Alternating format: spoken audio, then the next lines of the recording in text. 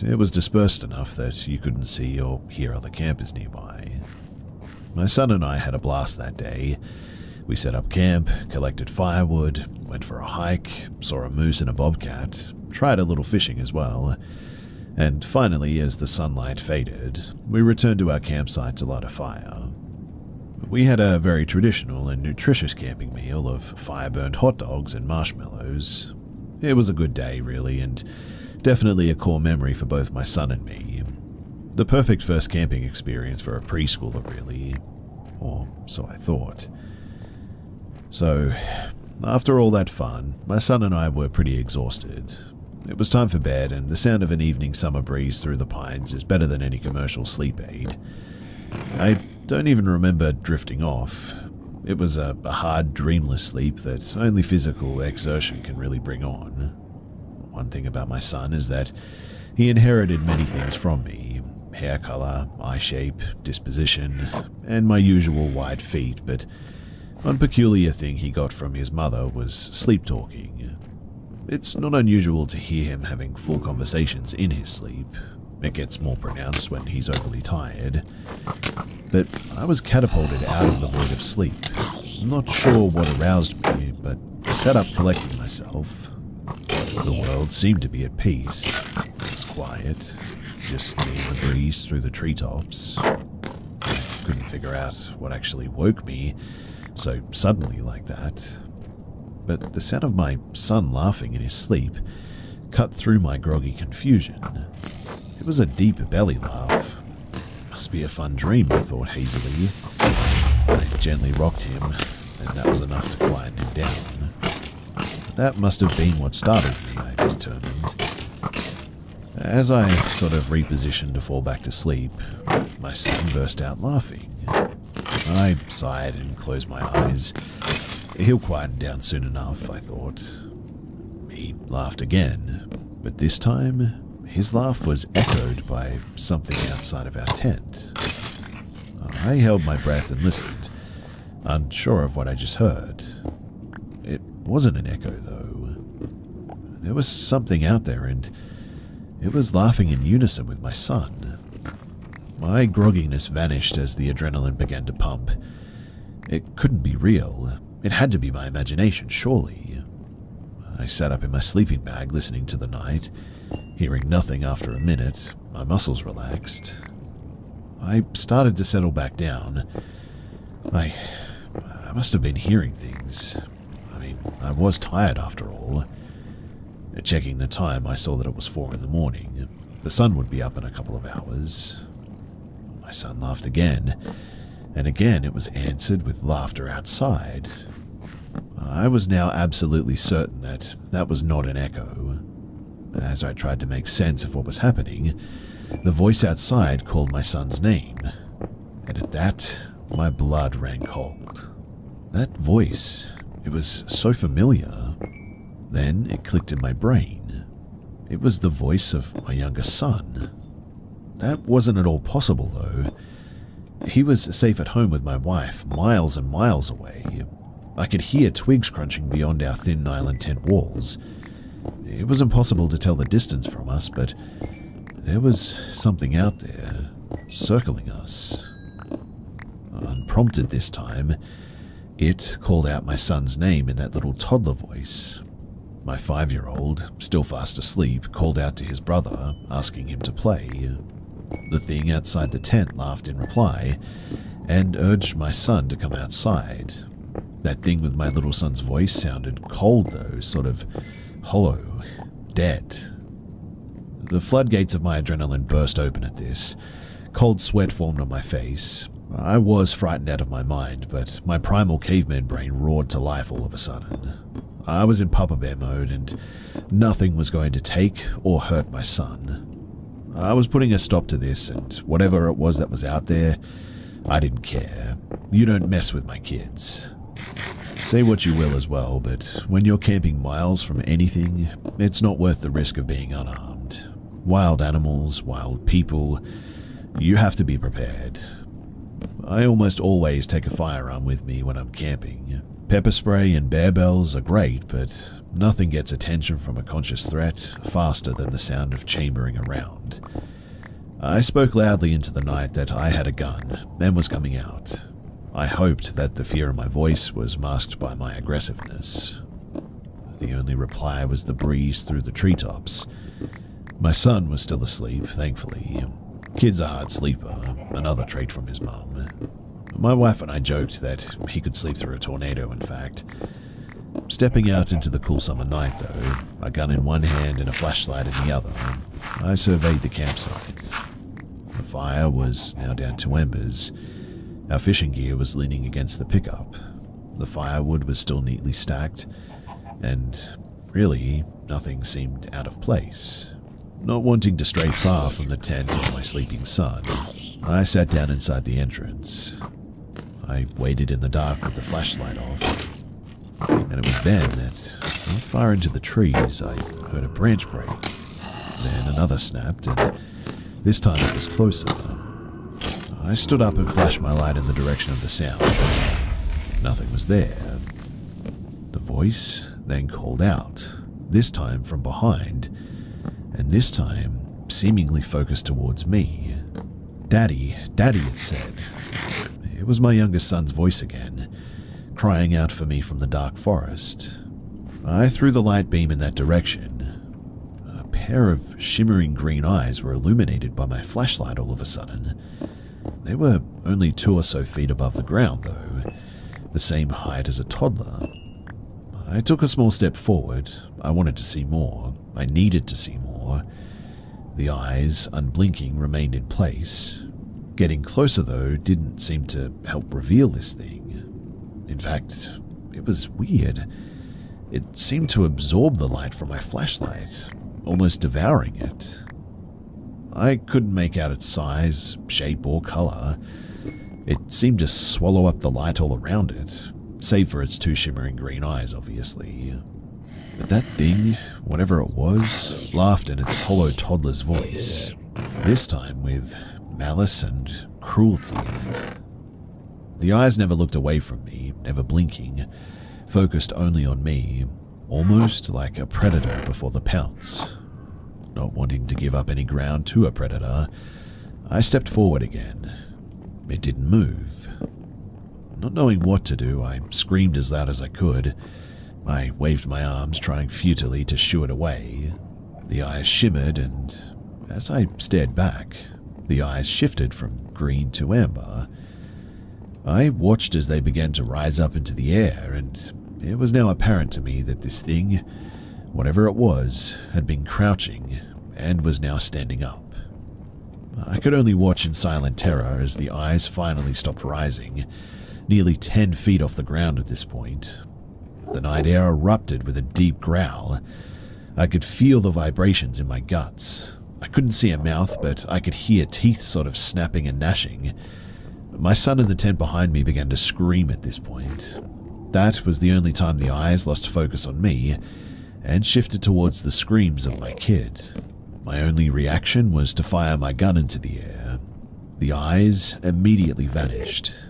My ears were ringing, but I could hear the growls turn to shrieks, followed by a cacophony of crashing branches and undergrowth. I stood there until I couldn't hear the shrieking anymore. It trailed off deep into the trees. I was left with only the sound of the breeze in the treetops and the quiet sobbing of my kid.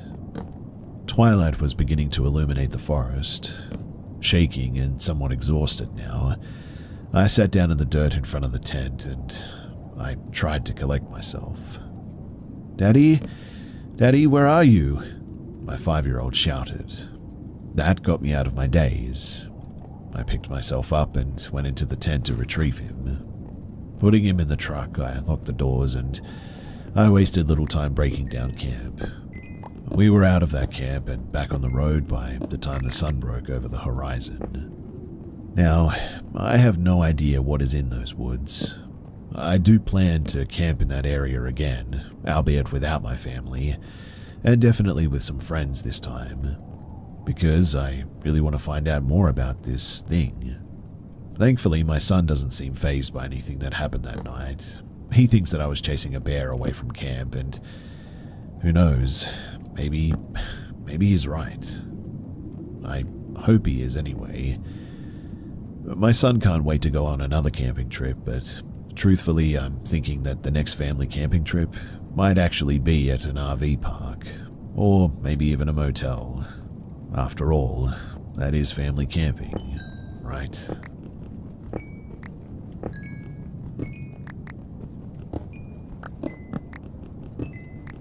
This just happened, and I'm still pretty shaken by all of it. But this evening, whilst putting away some clothes in my closet, I noticed the entry point to my attic had been disturbed and set ajar. I live in a condo with my wife and child. Our master bedroom was a walk-in closet with an access point or lid or whatever to our attic. I don't believe the attic connects with any other condo, but we do share walls with neighbors on both sides. Anyway, as I was folding and putting away laundry this evening, my wife walked in from the connecting bathroom. Our master bedroom's bathroom connects directly across from the walk-in closet, so they face entryways, and went to ask me something when she gasped and said, "Look up." My blood turned cold immediately, because there it was. The entry point drywall lid was lifted out of place and set ajar. She had been giving our child a bath at that time, basically right there, and I froze for a moment, not really knowing exactly how to handle the situation.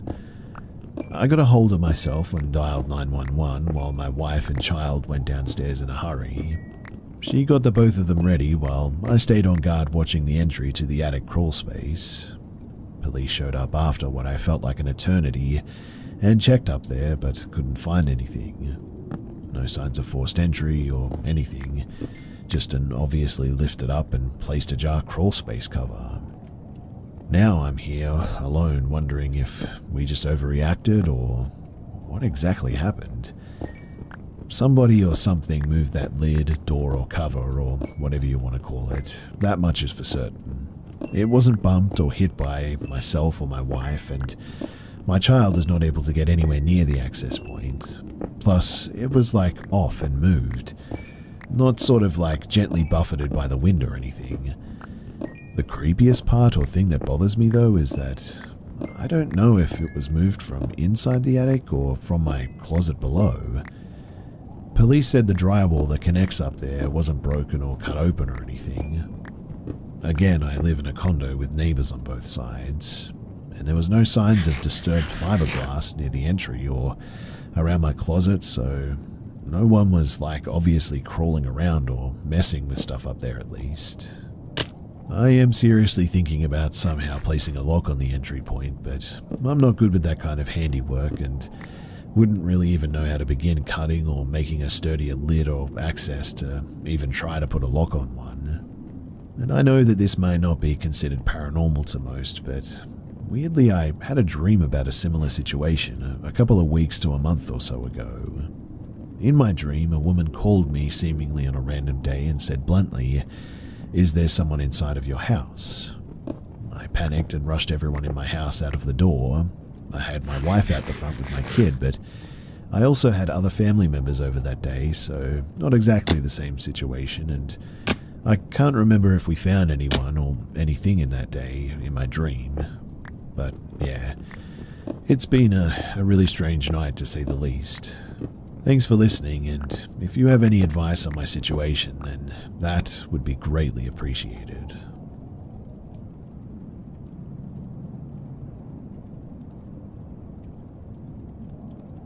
So I went out to one of those sort of abusive wilderness programs for troubled teens when you're backpacking through the Utah desert. And while out there, we stayed one night near some Native American ruins.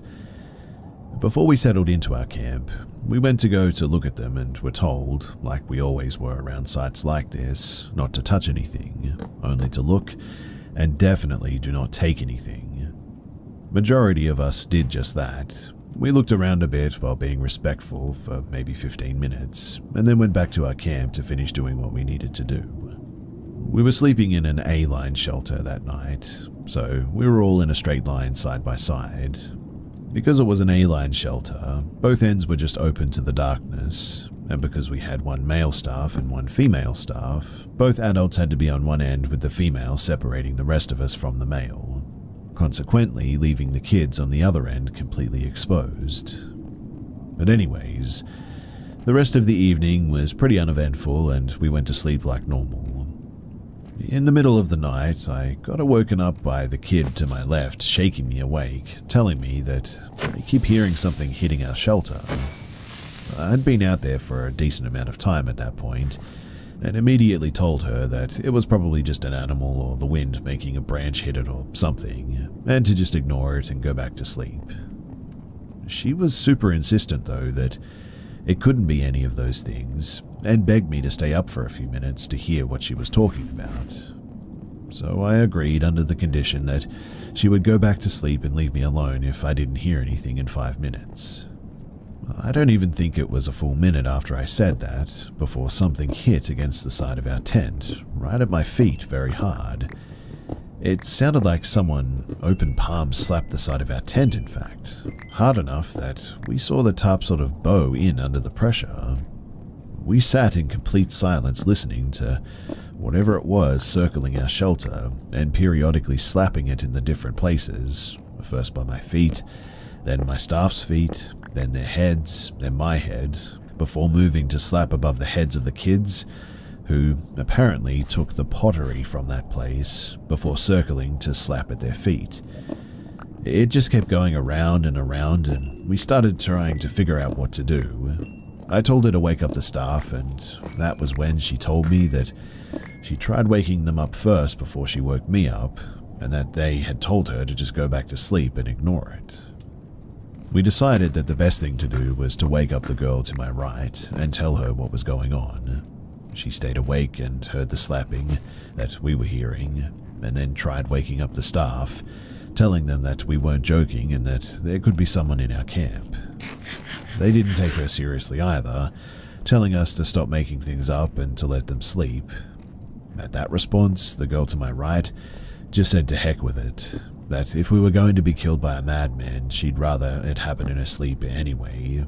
Real of her, to be honest. And she rolled over and did just that.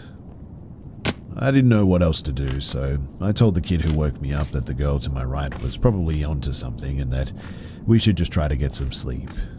While I was telling her this, her eyes sort of shifted to where she was looking past me over my shoulder, and she got this look that I'll never forget before saying, "My name, there's someone standing at the end of our tent." I nearly wet myself in that moment. I really did not want to look, but I knew I had to, so I turned around and saw the silhouette of a man standing just on the other side of the tree that the top line to our shelter was tied to. I remember the first kid asking me, "What do we do?" And the only thing that I could think of was to wake up everyone to my right and pull them all as tight as we could inside of our shelter. And so that's what we did. We all stayed up, packed together like sardines, listening to this thing circle our shelter for hours, until we each finally fell asleep. It wasn't until the next morning that we found out that a couple of kids that had lagged behind at the ruins the day before took pieces of pottery and hid them in their sleeping bags. We immediately made them return them and apologize, and we never had anything like that happen again after that. I'll be honest though, I don't know if it scares me more to think that it was paranormal, or that there was actually a man in our camp that deep in a national park in the winter like that, in the dead of night.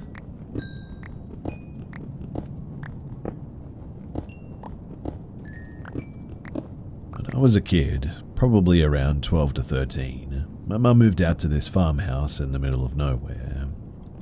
We couldn't get internet, middle of nowhere. It was a property with 13 acres, a dilapidated barn and horse corral that had overgrown weeds, and of course the main farmhouse. At night, there were no lights other than the one in the front yard to show that our electricity was working. My room had a window that faced the horse corral. Now one night, I woke up in the middle of the night. It was a full moon and I looked out of my window, and beside one of the fence posts of the corral, there was a a girl standing there. She was wearing a nightgown and rubber boots. She was facing my window. From there, things seemed to get worse as well. The TV that we had in our basement would turn on and off randomly. My mum would hear an old radio playing in the middle of the night. My stepmom would go out to the barn to smoke, and one time she was in there, she heard a girl say her name. She thought that it was me, but at that time I was at my dad's house in the city. When I would wake up in the middle of the night to pee or to get some water or whatever, I would feel like someone was watching me. If I looked into our living room, it felt like someone was watching me through the window. One day, my stepmom and I were walking down the hallway, and we both saw a nightgown go down into the bathroom. When we went to go and check, no one was in there. This all came to a head though one night when I woke up randomly again in the middle of the night. I used to keep my room door open and it would look out to the hallway of our house. I was laying in bed, unable to fall back asleep, when, as clear as day, I heard a girl whisper my name. At first I thought that it was a noise that my sheets made when I moved. I tried recreating the noise, but it didn't work. Then I looked out into the hallway, and standing in my doorway was a dark figure of a girl wearing a nightgown. I stared at it, unable to move. I turned on my bedside lamp, and when I did, nobody was there. It honestly took everything in my body to run down the hallway into my mum's room where I slept for the night, but eventually I got there. For unrelated reasons, we moved out of the house shortly after that, which, to be honest, at that point, I was very grateful for.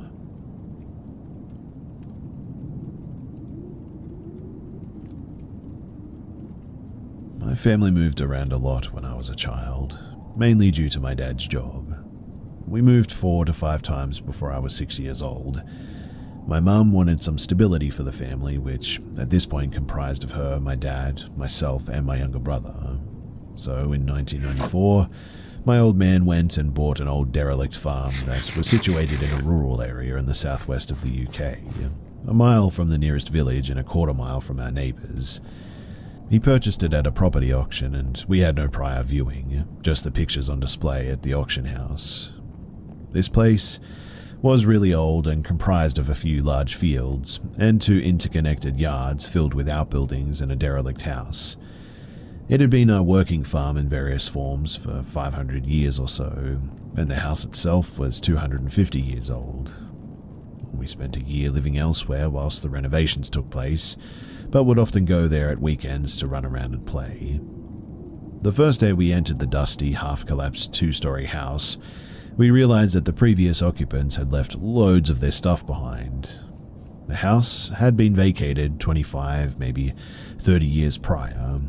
Everything was dusty, moldy, and falling to pieces. Some of the highlights, though, were dressing tables filled with old clothes and makeup. A wall in one room was plastered with rosettes, won in a queen competitions, and hanging from the banister at the top of the stairs were a row of small string nooses covered in fur. It's a barbaric but not uncommon way for farm folk to get rid of unwanted kittens, apparently. Now, this wasn't paranormal in any way, but man, it was an unnerving thing to see in an already creepy-looking house. It would take far too long to list everything that happened, so I'll just try to list some highlights below before ending with what I consider to be the strongest occurrence that happened there. So, we had loud bangs, loud enough to make you think that someone had tipped over a wardrobe or something. Footsteps running up and down the long wooden hallway were common. Cold spots and breezy points throughout the house that changed from day to day. One night my grandparents were house-sitting, and before they went to bed, they did a quick look check. One room at the end of the house was filled with thick mist. It was a clear night. All doors and windows were shut, and the mist was exclusive to that room. They just noped it out of there and stayed at their own place that night. But the next day, everything was back to normal. After living there for 6 months, my mum actually called the village priest in to bless the place. We weren't a religious family by any means, but she was really at a loss about how to cope with everything. The priest arrived and proceeded to sprinkle holy water in every room of the house. Once that was done, Mum walked out to his car, and as soon as they got out of the house, he turned to her and said, "There's an incredibly dark presence in this house, and I'm never setting foot here again. I don't know what to suggest. I'm really sorry, but good luck." And then he got into his car and just sped off. He had apparently been fairly neutral during the blessings, but as soon as he got out of that house, he went pale, and his whole demeanor changed instantly. Things got a lot more chill after a medium came around and told Mum to kind of embrace it, which she did. But there was always this nagging feeling that we were just never alone there. It didn't feel malevolent, but it felt sort of observational and sometimes sad in a sort of wistful way. Still very strange, but anyway, the weirdest thing that happened actually occurred during the renovation phase. Dad and his work crew had removed all of the old possessions from the house and made a huge bonfire in the yard. They burned it over the course of a few days until it was just a steaming pile of ash. The following weekend, my mum took me and my bro over for a picnic and run around. We were feral little things and needed it. At one point, Mum sat in the chair not far from the bonfire and noticed an envelope on the big mound of ash. And despite being in the center of this pile, the envelope had inexplicably not burned up. Mum could tell that there was something heavier than paper in the envelope, and when she opened it up, an amethyst crystal dropped out along with a letter. The date on the letter was sometime in the early 60s and was written by the childhood sweetheart of a girl who had lived at the house with her parents. It was a letter of condolence to the parents, because it turns out the girl had sadly committed suicide in her room when she was around the age of 18. Her ex-boyfriend had heard about it and sent the parents a really sweet letter expressing his love, grief, and condolences. He also sent the amethyst crystal, as that was apparently the girl's favorite stone. Well, my bedroom had been the girl's room, apparently. This was evident from the contents when we first got there. My wardrobe was in the corner by the window looking out over the farm. I could never linger there for too long because that part of the room just felt really unpleasant and sort of tense, I guess. I've since wondered if that's the spot where the girl took her life or not. And while the story of the letter isn't very paranormal, the fact that the letter survived the bonfire is just kind of crazy to me. And obviously the contents and all is a bit weird too. So, yeah, we lived there for 6 years or so and then moved again after my parents split up. The house has changed hands at least twice in the last 20 years. I live about 2 hours from this place nowadays, and my girlfriend and I are really tempted to go and visit and see how it's going. And I mean, I'm sure the owners would just love to be regaled with odd anecdotes about the property, right? Just to clarify,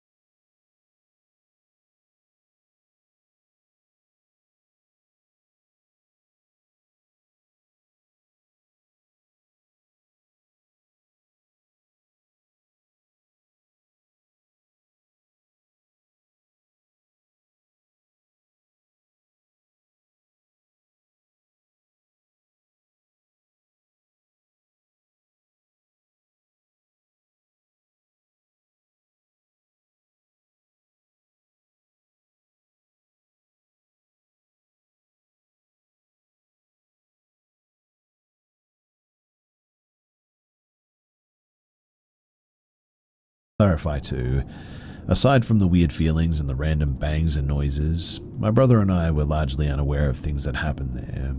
We were only told later in life, thank the Lord, because honestly, if I had known that at that time, I would have been an absolute mess.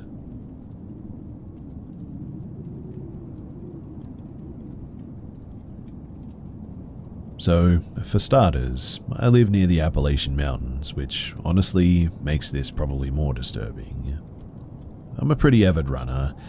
I've been quitting a lot of bad habits lately, and exercise just does the trick for me. I have a greenway behind my house that I go on run or bike rides on. It's very beautiful, and during the day plenty of people are there as well. Well, about a week ago I ran through the greenway to stop by a friend's house and grab something. By the time I got back onto the greenway, the sun was already starting to set and the path was getting dark. As I was walking back through the path, I had my flashlight on and kept looking around me. I felt paranoid being alone in the dark, but as I was walking, I distinctly remember hearing my grandma's voice call my name into the tree line. It sounded so real and normal that I turned around instantly, only to immediately go cold, realizing that my grandma was dead. This freaked me out, but I tried my best to somewhat convince myself that I was just hallucinating because I was paranoid. Only about a minute later, I turned around behind me with my flashlight out of fear, and that was when I saw it. It looked like a grey blob, pretty much just like a human sprinting at you full speed in the pitch black. I screamed, and I don't think I've ever run so fast in my life. When I got back home, I tried to laugh it off as just me seeing stuff and just being a little scaredy cat. But about a week later, and I still could not stop thinking about it. It sounded so real. I mean, I heard her voice clear as day, and the person chasing me looked so real as well. I've heard all of those stories about skinwalkers, and while I doubt their existence, my experience was so similar to that of skinwalker encounters that I'm seriously beginning to question myself. What do you guys think? Is it possible my brain was just hallucinating out of fear and anxiety, or is there something more to this?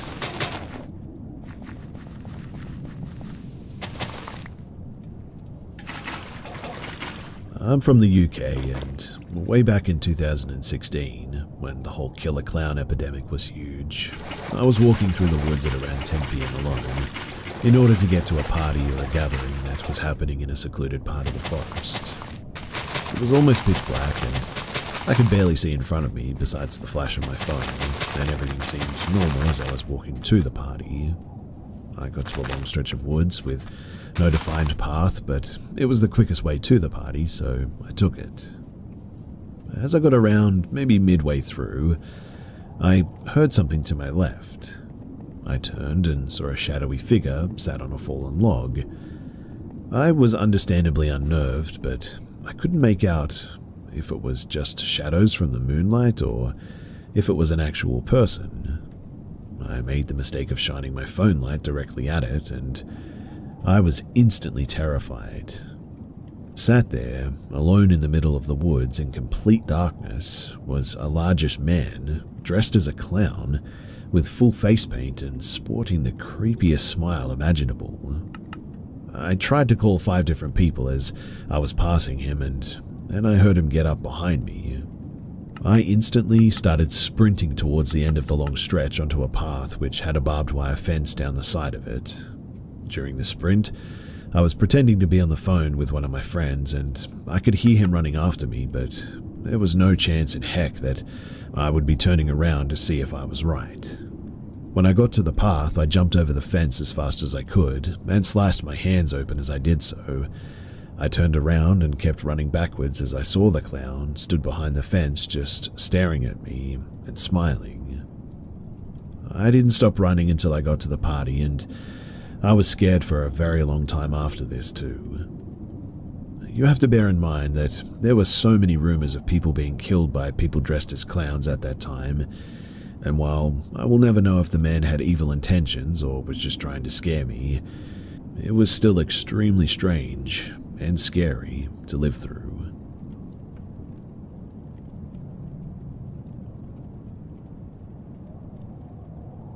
So first, a bit of context.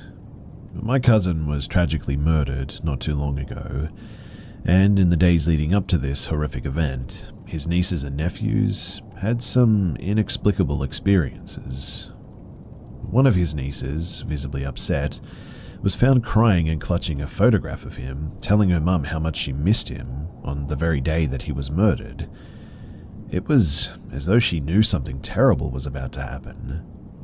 Another niece had a chilling encounter as well. The night of his murder, she claims to have seen a shadow dart across her room. She described it as a swift, unexplainable presence that sent shivers down her spine. But perhaps the most puzzling incident involved one of our nephews. Out of the blue, he started yelling, "No, I don't want anyone from my family to die," repeatedly, without any apparent trigger or context. It was as if he was sensing something that we couldn't. We couldn't help but wonder if these strange occurrences were somehow connected to my cousin's murder. It almost felt as though he was saying a final goodbye to the newest generation of our family, visiting each of them before departing this world in a really tragic way. I'm wondering though, has anyone else experienced or heard of similar bizarre events surrounding the murder of a loved one? It's as if the boundaries between this world and the next are thinner than we might think, and these unexplained phenomena really only add to the mystery.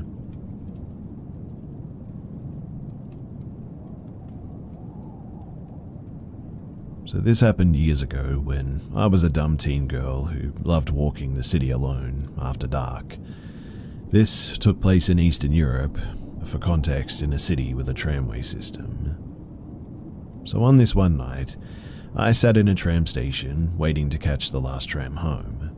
3 trams stopped at this station, 2 of which went where I was going.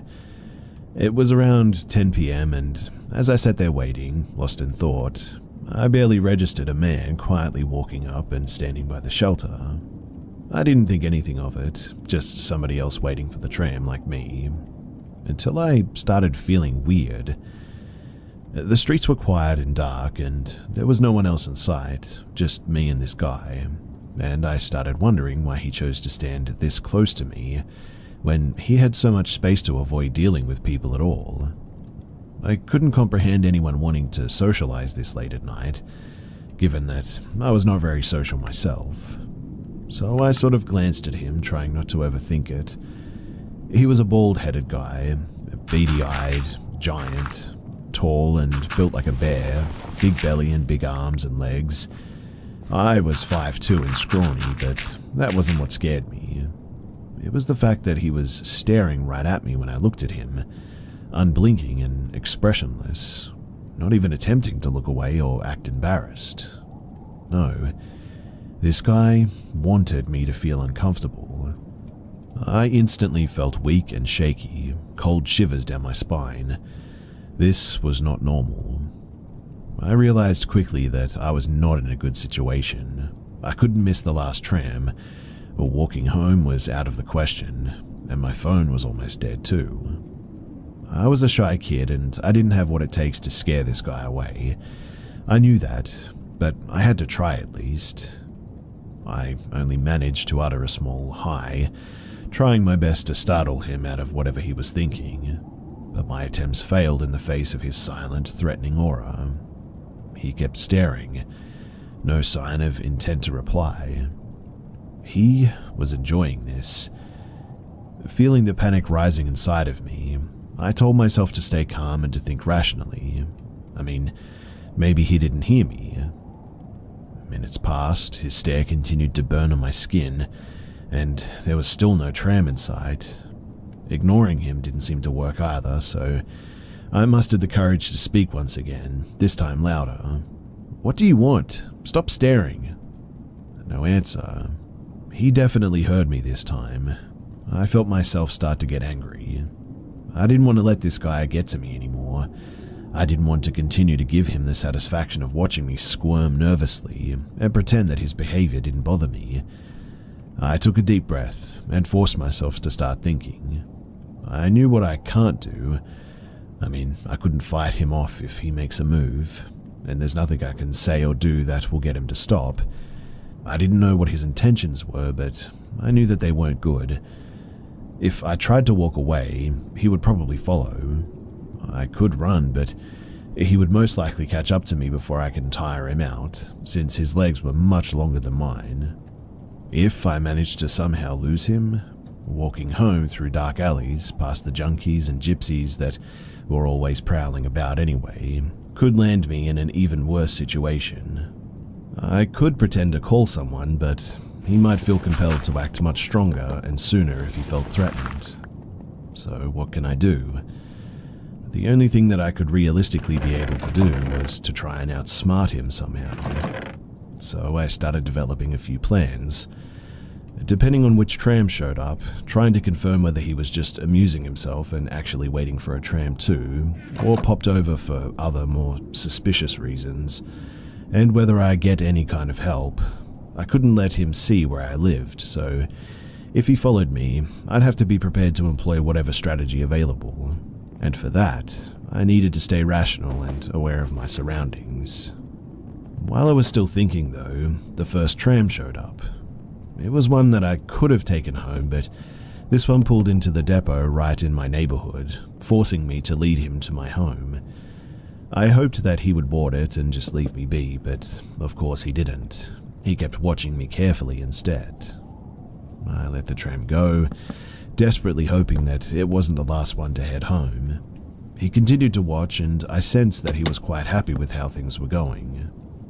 I put up with it for another 15 minutes, trying to focus on another plan of action. I could now pretend that I needed the other tram, the one going to a different area of the city, and just ride to the next station, getting off as soon as possible, so I don't end up too far and miss the tram that I need. This tram showed up next, so with my heart in my throat, I boarded it and sat down by the door. He got on it too, but sat himself at the back, pretty far from where I was. I let out a sigh of relief, thinking that this might still go well. When the tram reached the next station, I got up and out, not looking back and hoping that it was all over. But when I stepped onto the pavement and watched the tram drive away, I couldn't see him in it. I turned my head slowly and was terrified to see him walking towards me, looking slightly ticked off at this point. He stopped just a few steps away and resumed staring, this time with a clear hint of malice, still in silence. My vision blurred as I fought back tears of despair. He was not going to let me go at this point. The helplessness that I felt was unbearable, but I couldn't cry. I couldn't give up. I had to find a way. I had to get home tonight. The prospect of what might happen to me any time now if I didn't was becoming very real. My head was full of unanswered questions, regrets, and horrible scenarios. I wanted so badly to not have to think anymore, to not have to fight back the tears and stay composed, but I knew that this would be his cue to enact whatever messed up plan that he had in mind, and I could not let that happen. Then I saw the final tram approach, the only one that I could take now, and I got on as quickly as my trembling legs would allow me to. When I was in, bright lights enveloping me, my mind snapped out of this nightmarish spiral of fear and allowed me a moment of clarity. I had 3 stops to figure this out. I sat down at the front and looked at the driver. He was a frail old guy, blissfully unaware of my distress. Getting the driver's attention was pretty much a no-go as well. We passed one stop. There was no one else waiting to climb aboard. I turned around fully expecting to see that the psycho had followed me again, but I did not expect him to be sitting right behind me. He was not taking any chances now. He was making sure that I won't try anything like last time. I shot him a hateful glare and allowed my anger to overcome my fear. I stood up and purposefully walked over to another seat in the middle of the tram car. I wanted to make it clear that I will not put up with this any longer. He got up too and slowly walked up to the spot, 2 seats behind and diagonally from me. then sat down with the tiniest arrogant grin on his face. Already expecting it, I shot up and stood by the middle door instead, determined to keep him on his toes. If I stood right by the door, he won't have any idea which station that I planned to get off at. He remained where he was this time, convinced that I was bluffing. After all, this was really the last tram, and there was nothing else that I could possibly do to escape now. He must have reckoned this, so my defiance was just a funny act to him. This, though, was my chance. I had to take the risk, and it had to work. There were 3 doors on the tram, and they all opened and closed at the same time, and stayed open for around 5 seconds before closing again, if no buttons were pressed or people detected on the threshold. The next stop, the only one left before mine, came into view. The tram slowed to a stop. The doors opened, and I made my move. 5 long seconds passed. The door started to close. I bolted out and ran for it, reaching the back door as fast as I could, and slamming the button to open it again. My whole body tensed with adrenaline. I waited a long, painful second, then jumped back in, keeping my head low, holding my breath and crouching behind the nearest seat. I shut my eyes tightly and exhaled slowly while thanking the gods that I didn't believe in for the button working, and wishing with all my might for him to have not seen me before I got back in.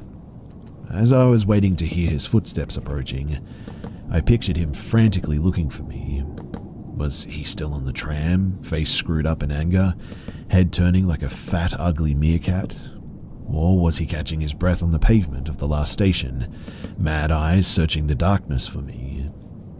As the tram continued its loud journey, banging and clanging in sync with my heartbeat, I dared smile to myself, imagining his face when he realized that he had messed up. Hand on my chest, I did my best to stealthily look around the corner, and found no one looking back. I stood up in excitement and threw myself at the foggy back window, and there he was, standing alone and victimless on that slowly fading out of sight station, watching me leave him and his vile plans behind. Giving someone the middle finger never felt so good. I made it home and told no one my story, for fear that I'd be admonished for my naivety, but I was safe, and I was proud of myself, and most importantly, I learned my lesson.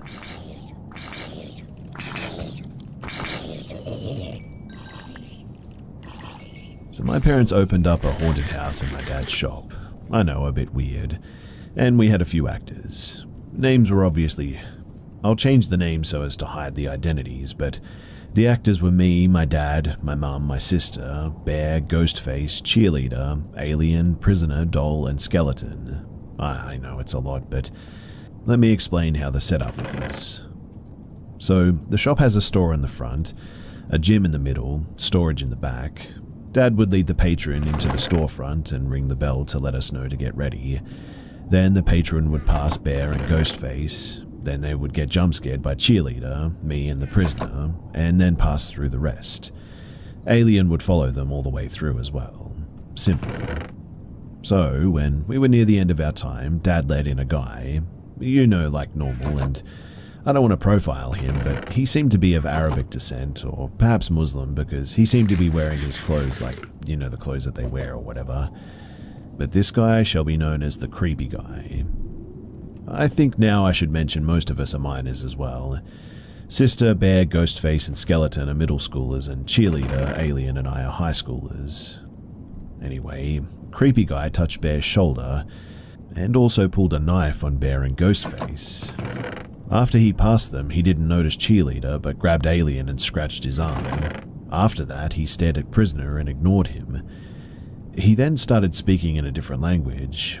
It sounded like chanting, but I don't know, towards Skeleton, Doll, and my sister, but Mum then ran him off. We were on edge for the rest of the night, and it was a really weird experience. I don't know what he actually said when he was speaking, and if he was threatening us or what, but the whole thing was very strange and, quite honestly, downright scary.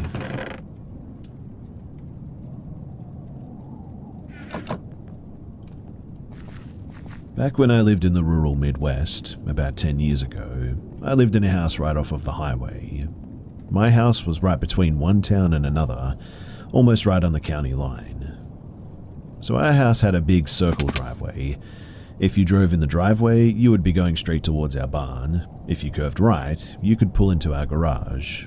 If you went past the garage, you could circle around in front of the house and pull back out where you started.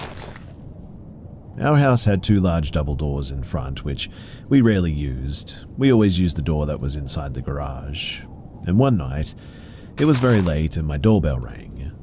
My husband and my 3-year-old daughter and I were all asleep. It woke me up and I thought maybe I was dreaming at first, but it rang again. I woke my husband up. He thought that I was hearing things until it rang again. It was very dark outside, but we have a dusk to dawn light, so most of the driveway is pretty well lit up. Unfortunately, you can't really see the front doors unless you open the door and look out. You can open just one at a time, or you can open them both by using 2 latch-like things that are in the top of the bottom of one of the doors. But anyway, my husband gets up and I follow him. He decides that he's going to open the door. I want to call the cops, but because we live on the county line, we know it's going to be a while before they can get there. So in the end, he opens the door to a girl, maybe early 20s. She looks normal, except for the fact that she's standing at my door in the middle of the night. I look past her and her car is pulled into my driveway just off of the road, not up to the house, not around the circle. She says that she needs to use the phone. She says that her car battery died or something. She's not sure, but she can't get it to start. I told my husband, no way. This is how horror movies start, and we offered to call the cops, which would be the county sheriff. She asks over and over, but I'm not letting her in. We tell her that we will call, and she kind of stomps off. We watch her walk back to the car, maybe 50 feet away. I'm a bad judge of distance, so sorry. But I can see her car and I can see her. I call the cops. They say that they'll be there as soon as they can. About 15 minutes. They don't sound very concerned, and at this point, I'm not really either, I guess. I mean, it's just a girl and she's apparently broken down. She probably just does have a dead battery after all. But then she opens the trunk. No lights come on, and she rummages around in the trunk. Then the driver's side door opens, and out steps a guy. Then the back passenger door opens. Out steps one more guy. They all rummage around the trunk. No lights on. I can't hear anything. I can't hear them talking, and I can't tell what they're doing. They all get back in the car eventually. And at this point, maybe 5 minutes have gone by. I am silently praying that the sheriff puts his foot on the gas and gets here quickly, but I know it's going to be another 10 minutes or so at least. And they just sit there, in the car, lights off, not moving. I can't see them when they're in the car, but I know that they're in there. I also know that they didn't get out of the car and walk past the house because they would have had to have walked right under the dusk to dawn light. I would have seen them, in other words. I think that I see the driver's light, a smoke or whatever, and that part I'm not sure about, but then I see something, or someone, walking towards the car from the right, coming from the direction of the barn. It's a man. I have no idea who this man is, but we don't have a neighbor for at least a mile, and he's coming from the back of my property, which ends in a creek. He walks under the dusk to dawn light, straight to the car. He doesn't look at the house, he just walks to the car and gets in the back. Then the car starts up and they slowly back out of my driveway and head north. The cops arrive about 10 minutes later, and at this point I am freaking out. They search around but can't find anything. They ask us if we got a license plate, but they were parked too far away to see, and they tell us to call if they come back. Sure, buddy, thanks. But my husband goes and he gets his shotgun from the shop on our property, and we just try to go back to sleep. They never do come back, and I don't know who those people were, and I don't know what they wanted, but they were definitely up to something. And I know that whatever it was not good.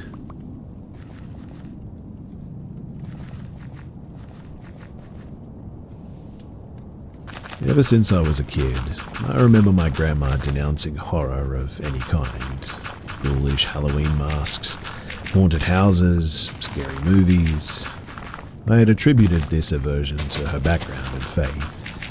She's Hispanic and a devout Catholic. She believes that anything horror-related is wrong, evil, you name it. So imagine my shock and curiosity when my grandparents shared a bombshell. Back in 1974, my grandpa convinced my grandma to see the Texas Chainsaw Massacre. This would be her first and last scary movie. The weekend after the movie, my grandpa, grandma, my then toddler-age mother, and my aunts and uncles decided that they'll go horseback riding for the first time. Since everyone lived in Wisconsin, my family made the journey to a farm about 2 hours away. For the most part, everyone is in high spirits. And I mean, who can say no to a family adventure on a crisp autumn Wisconsin day? Despite the others' excitement, my grandma is worried. Since she doesn't care for horses, she chooses to stay behind as well, on her own with my mother. When my family arrives at the farm, it is 3 o'clock at this point. According to my grandma, she watched everyone get saddled up and then slowly ride off into the tangle of trees. The guide leading my family called out that the ride would last less than 2 hours, mentioning different trails, the need for breaks and all that, things of that nature. My grandma figures everyone will be back by 5 o'clock. She waits with my mother in the car, playing games, reading storybooks, and trying to silence her bubbling anxiety. Needless to say, 5 o'clock comes and goes, and no sign of my family. By this time, my mother has fallen asleep, which leaves my grandma with no way to distract herself from her worries. Finally, though, when 6 o'clock rolls around, she calls to a farmhand from her car window. No way is she leaving the safety of her vehicle, but she demands to know why her family hasn't returned yet, when 5 o'clock has long since passed.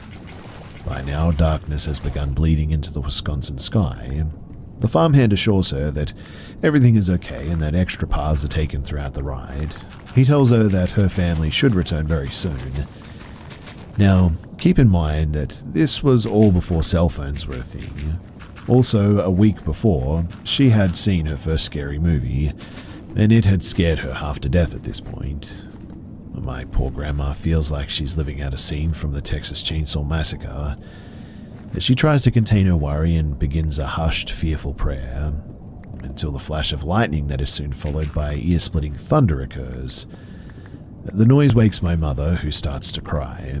My grandma must now not only ponder the frightening question of where her family went, she also has a stressed, howling 2-year-old to deal with as well. It is now reaching 7 o'clock. The storm is growing more ferocious by the second. My grandma has to pee and her bladder feels like it's going to explode. But between the roar of the storm and the images of crazed country maniacs plaguing her mind, she refuses to leave the vehicle. She plans in her head that if they aren't back by 7:30, she's going to leave and find the nearest gas station to phone for help. Again, there's no cell phones during these days. And 7:30 arrives, her family hasn't come out of the woods yet. As she's scrambling around the car for the keys, she realizes my grandpa never gave them to her. The pound of a fist against her window shakes her from her whirlwind of panic. That panic amplifies by 1,000,000 when she notices a sizable brawny man peering in at her. He's wearing a jacket and the hood covers his head. My grandma says that by now it felt like someone had pushed a button and sent the world into slow motion. Everything crawled by at a snail's pace. "Why don't you and your little one come inside?" the man yells. His words are authoritative, though, and carry no hint of warmth. He isn't speaking from a place of concern. He's ordering my grandma into the farmhouse. All my grandma can do is shout, "Where is my family?" The man responds gruffly, "We're looking for them." My grandma orders him to call the police. The next words the man said made my grandma literally pee her pants. "We don't need the police," is what he said. As he turns to go back into his house, he says, "You and the baby can come inside whenever you're ready." My grandma starts to sob, wholly convinced that her family has been brutally murdered and that she and her baby will be next. In the chaos of this moment, she hears someone calling her name, but because of the pitch-black darkness and her profound fear, she knows that she must be hearing things. Then she hears her name again, this time even louder. "Dora, help me." It's my grandpa's voice. When she realizes this, she puts my mum in the back seat, grabs the wooden baseball bat my grandpa keeps under his seat, locks the doors, and then exits the car. "Keep calling my name, I can't see you," she cries. After what feels like an eternity, she follows my grandpa's voice to his location. When she gets to him, she realizes that my grandpa needed help because he is guiding my aunt across the high, rain-soaked grass. She had accidentally hurt her ankle as well. They're both drenched from mud and rain and covered in scratches. The rest of my family is nowhere in sight at this point though. Before my grandma can assume the worst, she hears my uncle calling for my grandpa. One by one, everyone shuffles out of the wild woods and through the tall grass. Everyone is soaked in mud and injured in some capacity. Cuts, gashes, limping, unsteady, all are shaken as well. But when they finally make it back to their vehicles, the sounds of running engines and the flood of headlights gets the attention of the man inside the farmhouse.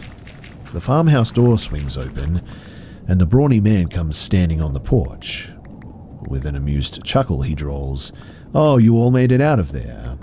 My grandpa shouts, "That guy left us out there and never came back." All the man says in response is, "I'll have to talk to him about that. You all can come inside." His freakishly flippant and joking attitude sinks into his words. He knows very well that they aren't going into his house. My grandma begs my grandpa to leave it and get them out of there. And with that, my family tears out of there as fast as humanly possible. Once my family was back home and safe, my grandpa explained what had happened. So during the ride, the guide led them into a deep part of the woods to a creek where the horses stopped for a drink.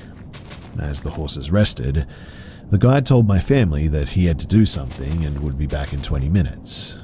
My family thought that this was a bit strange, and my grandpa even anxiously joked, "You're coming back, right?" The guide simply gave a low chuckle and took off on his horse. The 20 minutes came and went, and the guide didn't return. My family continued to wait as they had no idea where to go. They could see the sky blackening above them, and they would have to make it out of there on their own at this point. As my family rode off, they tried to remember the path back to the farm. They wandered aimlessly, and eventually the rain started to fall. Pulsing lightning and crash of thunder spooked the horses. Everyone but my grandpa got thrown off their horses. When my grandpa climbed off of his horse to help the others, his own horse galloped away as well. And from there, it was a nightmare trying to navigate the woods while wounded and roaming through a thick void of darkness like that. It is something that my grandma has never forgotten, and they often talk about what the intentions of those guys actually were. I guess the only advice I can give you is this: be careful about things like this, because what seems like an innocent day can turn into an absolute nightmare.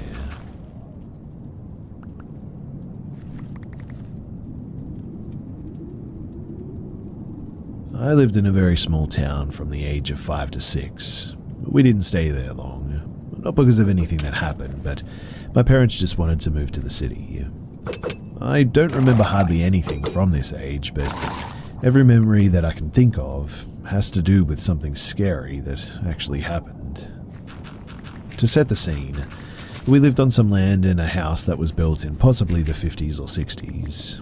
I tried to do some research to find out exactly, but I can't seem to find anything at this point. If I do, I'll make sure that I update you.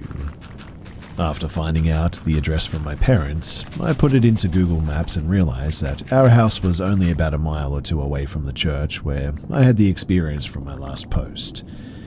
The church has also been around since about 1873 and has a graveyard attached to it as well. On the land is our house, a very creepy barn, and a pasture full of cows that belong to our landlord. My dad let me know that we used the barn for storage, and this cleared up one of my experiences.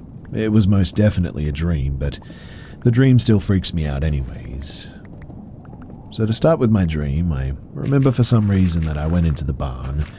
Me and my brothers usually stayed away from there because there were a lot of rusty tools, and it honestly just looked scary, to be honest. But when I walked into the barn, I could see the middle part of the floor was slightly raised for storage underneath. After talking to my dad, he said the barn didn't have any underground storage, but I remember looking down into the floor and seeing two kids around my age playing in the underground section. I also recall them inviting me down with them there. Since I know that the floor wasn't raised, I'm wondering what this could mean. It was most definitely a dream, but why? Anyway, so this next thing happened in the house, and bear with me because there's a bit. So my two older brothers shared a room and had their own bed in either side of the room. I believe that whatever was in the house, it seemed to target them the most, since I don't really remember anything happening to me there. But my oldest brother told us one time that he was trying to fall asleep when suddenly he felt someone pushing against the mattress underneath him. Of course, he thought that it was our other brother messing with him, but when he looked under the bed, there was nothing and nobody there. Both of my brothers also mentioned many times that they would see feet in their closet at night. They would leave the light on in there but close the door and could see someone's feet blocking the light. Of course, when they opened the door, there was nothing there. They also have talked about hearing scratches on the door. And while I was talking to my mum about all of this, she told me about one night where she couldn't find my second oldest brother. She searched the house and couldn't find him anywhere, until she found him asleep under his bed. Now, he's never been known to sleepwalk, so that was really odd. My oldest brother also told me a while ago about how every once in a while my older brother would sit up in bed and stare at the wall in front of him in the middle of the night. He would tell him to lay down and go to sleep, but got ignored. Of course, he never remembered sitting up in his bed like this, but that was also a bit strange. The last thing I remember is that my oldest brother had a huge bin of Legos that he always kept under his bed, and some nights he would hear the Legos being shuffled around down there. Of course, he always thought that it was my other brother until he saw him asleep in his bed. My oldest brother passed away 2 years ago, so I won't be able to ask him about anything anymore, but I'll try to talk to my other brother about it. He's not much older than me, so there's a good chance that he doesn't remember either, especially since he was asleep when, well, pretty much anything happened to him. Also, a quick little mention as well is that the cows, they just did not act normal at all. I don't know if this has anything to do with paranormal activity, but they seemed to always be terrified of humans and ran away anytime that you came close. Usually cows are pretty friendly, kind of like a big dog, I guess, but no one ever believes me when I talk about any of this. So I'm glad that I found this space where people just, well, listen, I guess. I don't doubt that any of this happened. The town that I lived in was the first settlement in my state, and it has a very deep history. It all makes more sense now after I found out that we live so close to the church as well. Currently, I live about an hour away from the house. I'm almost tempted to try and contact whoever owns it now and see if I can visit or ask if they've experienced anything themselves. Odds are, the house and the barn are no longer there, and when I looked at the property, it says the house is bigger than it was when we lived there, so I think they may have torn it down and built a new home anyway. Probably not a good idea to go back, but I am definitely curious, and what do you guys think? Should I?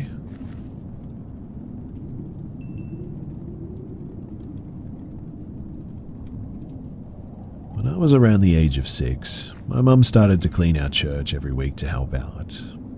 During this time, we were renting a farmhouse where me and my two older brothers experienced quite a few paranormal events, but my parents never gave it the light of day due to them being very Christian and conservative. Now one day my mum was cleaning the church and my brothers and I sort of tagged along since my dad was working that day. while my mum cleaned, we decided to play hide and seek since the church was empty. Eventually, I was the seeker looking for my brother, and I remember walking down a long hallway.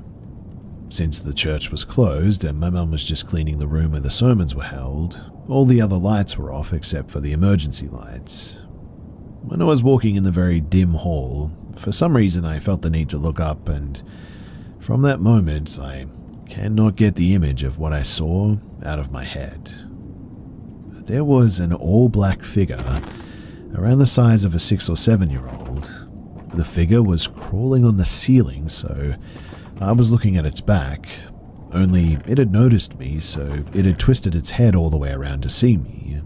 The face was blurry since it was dark, but I could make out an almost cartoonish smile staring at me, and I remember its eyes being not human-like at all. The weird thing about this is, despite how creepy I remember the figure being, my 6-year-old self was not scared at all. I remember thinking to myself, how did my brother get up there? Then I felt the need to leave the hallway. When I saw its face, I didn't feel my stomach drop, nor did I feel scared or threatened. It just felt like whatever I saw wanted me to just move along. To this day, I don't have any idea what it was. My brothers called me crazy and said there can't be any demons in a church since it's protected by God, and my parents agreed. The older I got, the more I wondered if it was just a dream that made itself a memory. But it just feels so real when I think about it, and I'm able to describe it in such great detail. I don't really remember any other times that we played hide and seek, but this one sticks out, and family remembers this day as well, so there's that. I know children are more likely to have paranormal experiences, and my brother also had things happen to them, but it was at the house, and why did I see something at our church? After doing some research, I found out that the church had been around there since about 1873, and I remember there was a cemetery on the land as well with the same name as the church. I'm happy to talk about some other things that happened in the house, but I really don't remember much, and the only things my brothers have told me, and that's about it. The house was very old and in the middle of nowhere. It was an old farmhouse that someone purchased and renovated some days back. The barn was a no-no zone and gave us all the creeps.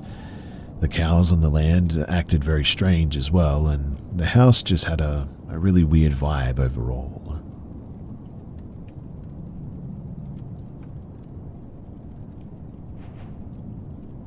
So in 2019, my brother, my best friend, and I were riding our bicycles across the United States to raise money for a cancer charity. Because we were doing this, it meant that we were camping every single night, most often in town parks or campgrounds if they have them. This particular night, in the middle of the trip, we arrived in Napoleon, North Dakota, literally the definition of the middle of nowhere. The evening was entirely normal, until just after the sun went down. As I was laying in my sleeping bag under a pavilion in this town's only park, I could hear the faint noise of radio static, almost like someone was flipping through channels or something, picking up bits and pieces of songs and commercials on the radio. The sound grew louder and louder until it was undeniable, and all that my brother and I could hear. Because we had just finished biking 70 miles that day and had 60 more tomorrow, I was pretty angry and wanted my sleep, so I left the pavilion to go yell at some loud other camper. And as soon as I got up, I noticed two things. One, I looked at my phone for the time and I noticed that it was around 1:30 in the morning now, which just wasn't possible because I don't even recall falling asleep, and it felt like I literally just got back from dinner at around 8:30. And two, the campsite downtown was totally and completely empty. In fact, the town was dead. By this time, I got a little bit weirded out but decided to continue investigating. I continued following the static, and it led me to multiple places around Napoleon. First, it took me to the water tower, then the main street, and finally it was leading me out into this large cornfield on the edge of town. I then realized that this sound was almost shifting in the wind, coming from different places just moments after it came from one direction. I decided not to follow it into the field because, to heck with that, right? And went back to my sleeping bag to get some sleep. But the most concerning part happened just then. You see, I put in my earbuds to block out the static, and just then the volume of said static only increased. The noise seemed to be coming from inside of my head. I know that sounds really weird to say, but that is honestly the best way to explain it. So, after a restless night, I woke up to a day of cycling 60 miles in a downpour, but my head, thankfully, was finally silent. I asked my brother if he heard the same thing, and he said that he did, but he just assumed that it was another camper. But again, the site, and quite literally the entire town, was entirely empty. This is unrelated too, but that morning I received news that my childhood dog died, launching me into my first ever experience with grief. Probably unrelated, but it was a weird coincidence.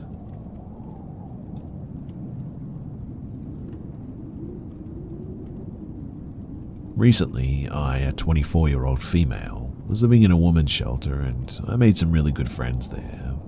We used to sit at this park across from a temple at night and drink or smoke or whatever. We'd be there for hours listening to my music, just having fun and talking about our lives. We were all quite young in the group, early 20s. I should say too that we were all there due to a fair amount of trauma in our lives, and we connected through that a lot. One night, my friends and I went to a party in the city where we had been drinking for hours and weren't tired when it was over. So when me and my closest friend there, 22-year-old female, got back to the shelter, we decided to go sit in the park and watch the sunrise and drink a bit more. We're there for a little while and we suddenly hear R&B or rap music coming from the temple across the street. I might add that we are both mixed black girls and we were pretty tipsy, so we thought that it would be a strange adventure to go over there to see who was playing my favorite song so loud in the morning. It could be a potential friend, or maybe we'd just learn about the place. Whatever the case, it was a beautiful temple. So we walked over and the gates were locked. We were disappointed, but a man comes out to greet us and said that we could come in and see the temple. He said that it was his music and that he loves that we like the same music. So we go in and he sort of shows us around. It's beautiful in the bottom, but we also notice a lot of rooms with beds, and he tells us that if we ever wanted to rent rooms that we could for unbelievably cheap. We thought that being homeless girls with not much work, that it was really an amazing opportunity, almost too good to be true. At first too, I felt nothing but positive vibes. He shows us his computer that's playing the music and asks what songs that we would want to hear. I get comfortable with this guy. He was funny and we all sort of got along pretty well. We're talking about recreational activities that rhymes with weed, and so we had some and we offered it to him because he was just really cool and chill. He then says that he'll pack ours with our stuff, and that will be more important later. I should add too that he was constantly complimenting me specifically. My hair, my skin color, and saying all really forwarded compliments that made me a bit uncomfortable. He started asking if I like Asian men and if I had ever slept with one. He was of Eastern Asian descent. I'm not sure where though, but he then went on to ask more questions about my sexual preferences and told us that he would give very bad drugs, don't think that I can say it, to girls to smoke and have sex with them, drugs no one should ever do. He also said that he sees us sitting at the park sometimes through the window, and all of that was becoming a pile of red flags. He then said as we were smoking that if we had another friend, we can also take his room because he's moving soon, and that was when I got a weird feeling, so I decided to ask him why he was leaving if the rent was so cheap. He wouldn't answer, just dodging the question, and my intuition was telling me that something was wrong. It's ridiculous it took so long, but I asked if I could have some water, and he said to get the one out of the fridge. I went out, and there was another guy there, and he was nice in offering me the water, but I decided to get a glass and use the tap instead. He runs out of the room my friend was in and says, "No, the one from the fridge." And I said, "I'm fine with this." He walks me back to the room, and I sit back down next to my friend. He then went on to say, "I'm moving because I hear people screaming and having orgies at night, noises banging on my door, sounds of people being tortured and hurt, and it disturbs my sleep." And I mean, like, what, right? It was almost like it accidentally slipped out, what he had just said. I almost thought that it was a joke, to be honest. I asked him if it was nightmares, ghosts, or real people that are making these noises at night, and he just continued to dodge my questions. I asked why on earth he didn't tell us this earlier. We were honestly in disbelief, and he continued to ignore what we were saying and acting really strange. I then noticed that he had closed the door when I came back in earlier, and I started to think that we actually needed to get out of here because this was getting dangerous. He then said, "You have to listen to this song, you'll love it." It gets worse though. He puts on this terrifying sort of chant or Viking-like song and plays it really loud, too loud, and he's chanting this song so loud that we're yelling at him to turn it off, but he just doesn't listen.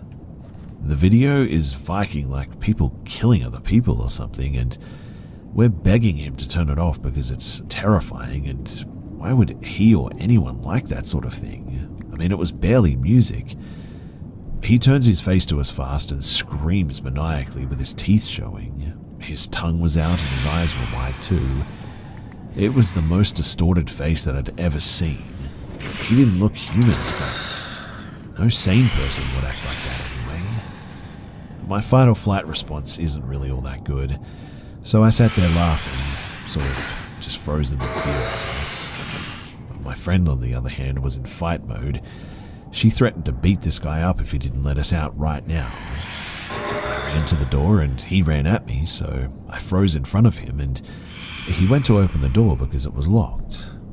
We started running out of the house while he laughs maniacally, speed walking behind us. We bolted out and, mind you, I'm still trying to laugh it off, but it was the beginning of the worst panic attack that I'd ever had. If my friend wasn't there in fight mode, I genuinely don't know what would have happened to me. I mean, the way that he changed so quickly, his movements and mannerisms, the way that his face just didn't look human anymore, and how naive we were to go in there in the first place because it seemed like an innocent temple. We didn't get many answers from this situation because, well, quite frankly, we were just too scared to go back or cause problems, which I know is pretty stupid. We don't know if he was truly troubled or if there were actually people there getting hurt, killed and tortured or having orgies or whatever, but it scared me. It scared me to think about the fact that he knew that we were homeless, vulnerable girls at the time, that he may have lured us in with the music that he hears us play. We also were completely tripping because he laced our stuff. I don't think that I can say on here what my friend believed it was, but it was the worst experience that we had ever had. I highly doubt that those girls that he spoke about in the beginning were there consensually. Let me say that much.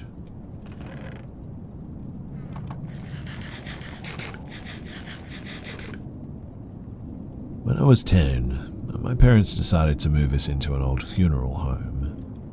Now, in this house for the 5 years that I lived in it, I'd had some experiences and unexplainable things happen. However, I'm only going to list some that just really stuck with me. So when we first moved into the house, the new owners kept only one item from back when it was a funeral home, and it was the organ. This organ was huge, mind you, and very old. I don't know if it's been there the whole 60 years that the funeral home was standing, but I do know that it had to be in there for a long time. I remember my father saying that we were never to touch it, and being the destructive children that we were, I could understand. so we just never did. However, it did. Let me explain. It started one night early in the evening. The eerie sound of it being played. The sound of the organ was just hauntingly beautiful. Being a child, of course, I'm thinking that my brothers are pulling a prank on me and probably going to get in trouble. However, after the first night, it continued. So one night, me and my sister had to catch our brothers in the act, as they swore that they weren't playing it. So when it played again, we went down the stairs ready to bust them, so to speak, only to find that once the music stopped, nobody was there. Now, the funeral home was mostly renovated into an actual house, mostly the downstairs because that used to be where grieving families said their last goodbyes to their loved ones. They really tried to erase a history of it ever being one. All of it except the basement. Now, the basement used to be the place where they prepared the dead bodies, apparently. But let me be clear too that they didn't leave the equipment or table or anything down there. This isn't a haunting in Connecticut or something. However, they didn't try to really change up the basement at all either. It was a sort of dark tunnel-like basement with it starting at the entrance. Used to be an office area for the actual house, I think. It was a downslope, like a downward hill from the front to the back. And it was creepy, to say the least. So I just never really went in there. My parents used it for storage, though, and one day my dad asked me to go down there to grab something. I really can't remember what it was, but it was important at the time. So I went down there with a flashlight in hand, because only one light was in there, and I started going through the boxes and rummaging around. As I was looking, I just all of a sudden felt this really weird feeling, almost like I was being watched or something. I brushed it off, of course, and continued, until all of a sudden the temperature in that place just plummeted. It was a hot July day, and it just felt breezy all of a sudden. My hair stood up on ends, and that was when I heard it. It was all I can describe as an unnatural sound. No words to be made out, just a gaggle-like sound in my ear, right next to me. I can tell you, though, that I spun around so fast that I'm surprised I didn't get whiplash to see nothing. But at that, I ran. I ran for dear life up the ramp-like pavement to the used-to-be store-like front, and I just refused to ever go back down there. Now, I can say the worst part of living there was the nighttime because of the nightmares. Mostly every night.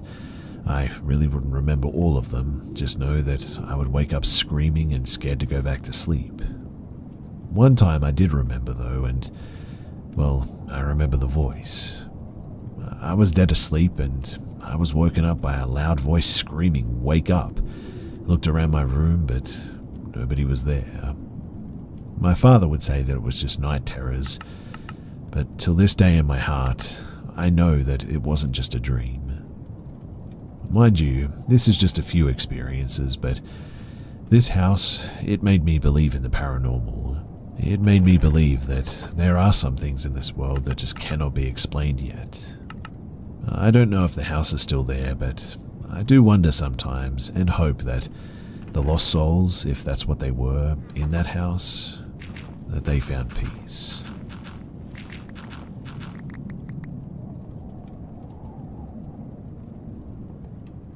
So I started a new job a few months ago as a third shift technician in some older skyscrapers in my city. Before I was even hired, during my interview, I was asked by who is now my boss, "Do you have any aversions to ghosts or paranormal stuff?" I sort of chuckled and assumed that it was a joke, so I didn't answer immediately.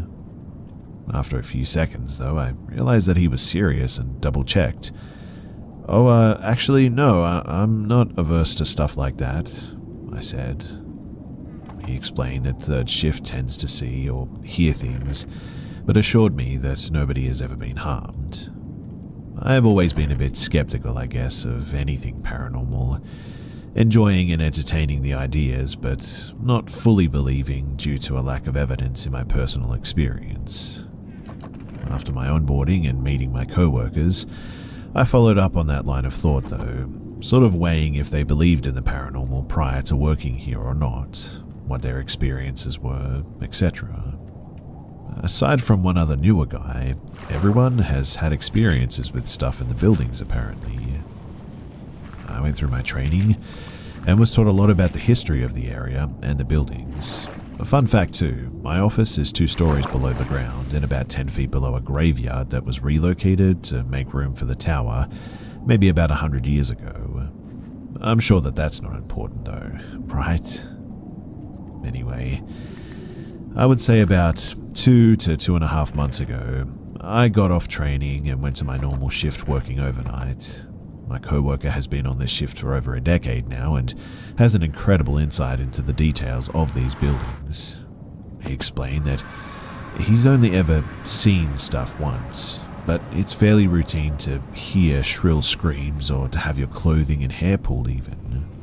The part that amuses me in hearing these accounts from my co-workers is that they're all blue-collar workers, most in their 50s and 60s, and with the most nonchalant matter-of-fact recounting of what they've seen. My co-worker took me through a tour of the building and showed me a spot on a floor of the building where